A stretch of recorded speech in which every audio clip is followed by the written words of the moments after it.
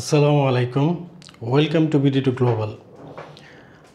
আজকে আমি সার্বিয়া নিয়ে কিছু কথা বলবো। অনেকেই প্রশ্ন করেছেন যে সার্বিয়াতে যেতে কত টাকার প্রয়োজন হয়, আর দ্বিতীয় প্রশ্ন হচ্ছে সার্বিয়া যেতে ন্যূনতম বয়স কত হতে হবে। তো প্রথমেই আমি একটু আপনাদের কাছে বলবো, যারা এই চ্যানেলটি দেখছেন, চ্যানেলটি নতুন, দয়া করে সাবস্ক্রাইব করুন, আর যারা অলরেডি সাবস্ক্রাইব করেছেন তাদেরকে অসংখ্য ধন্যবাদ। তা এখন আমি বলছি, সার্বিয়া যেতে অ্যাকচুয়ালি আপনি যদি ওয়ার্ক ভিসায় যান তাহলে মিনিমাম আপনার 7 থেকে 8 লক্ষ টাকা খরচ পড়বে, আর যদি আপনি ট্যুরিস্ট ভিসায় যান 3 থেকে 4 লক্ষ টাকা খরচ পড়বে। আর দ্বিতীয় প্রশ্নটি হচ্ছে সার্বিয়া যেতে বয়স ন্যূনতম কত হতে হয়।